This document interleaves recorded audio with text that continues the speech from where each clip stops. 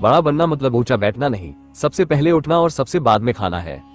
आर्यमित्र का आत्मसंघर्ष सुदर्शन नगर उसे बहुत भाया। आर्यमित्र आराम पसंद था, पर जैसे जैसे समय बीता उसने देखा कि समृद्धि के नीचे सड़न छुपी है, भ्रष्टाचार, लाचारी और लालच। वो घबरा गया। एक दिन उसने यशवर्धन को पत्र लिखा, भैया ये सुख भी बोझ लगने लगा है। मैं सोचता था जो चमकता है वही सत्य है, लेकिन अब जानता हूँ सत्य मिट्टी से उगता है। यशवर्धन ने जवाब दिया, हर चमक सोना नहीं होती और हर मिट्टी की चीज मिट्टी नहीं होती। तू खुद को जान, सुदर्शन सुधर जाएगा। वापसी का दिन 1 वर्ष पूर्ण हुआ। तीनों भाई राजधानी लौटे। राजा ने एक बार सबका लेखा जोखा सुना। कुंडलपुर फिर से जीवित हो चुका था, नवगढ़ में शांति थी और सुदर्शन में पहली बार टैक्स का पूरा हिसाब आया था, बिना घोटाले के। राजा मुस्कुराए और बोले, मेरे तीनों पुत्र अब राजा बनने के योग्य हैं, लेकिन राज्य को सिर्फ एक उत्तराधिकारी चाहिए। तो अब निर्णय मैं नहीं, प्रजा करेगी। राजधानी में विशाल सभा आयोजित की गई। नगर के कोने कोने से जनता उमड़ पड़ी थी। लोग अपने अपने अनुभव, कहानियां और संदेश लेकर आए थे। किसी ने नवगढ़ में शांति की बात की, किसी ने सुदर्शन में बदलाव की और अधिकांश ने कुंडलपुर के पुनर्जन्म की गाथा सुनाई। राजा आदित्यवर्मा ने मंच पर खड़े होकर कहा, आज मैं नहीं, तुम सब निर्णय करोगे। किसमें तुमने राजा देखा, किसमें सिर्फ नाम नहीं, कर्मों की रोशनी देखी। एक एक कर प्रतिनिधि उठने लगे। एक वृद्ध किसान बोला, नवगढ़ में अब डर नहीं है, रुद्रप्रयाग ने हमें सुना, आज हम बोलते हैं।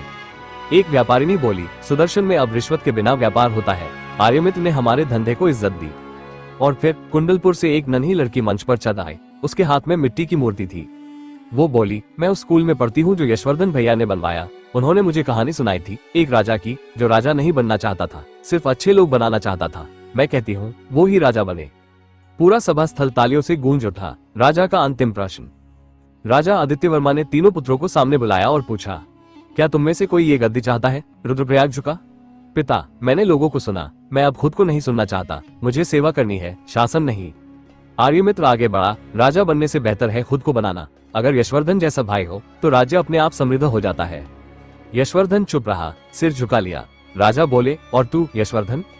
यशवर्धन धीरे से, मैं हमेशा सिर्फ बेटा रहना चाहता था, राजा नहीं। पर अगर मेरे कर्मों से लोग सुखी हैं तो मैं उनका सेवक बनूंगा, राजा नहीं, बस उनका प्रथम सेवक।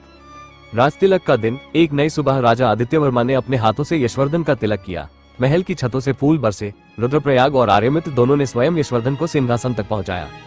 लेकिन यशवर्धन ने एक नई परंपरा शुरू की। राजगद्दी पर बैठने के बजाय वो सभा के बीच एक साधारण आसन पर बैठा।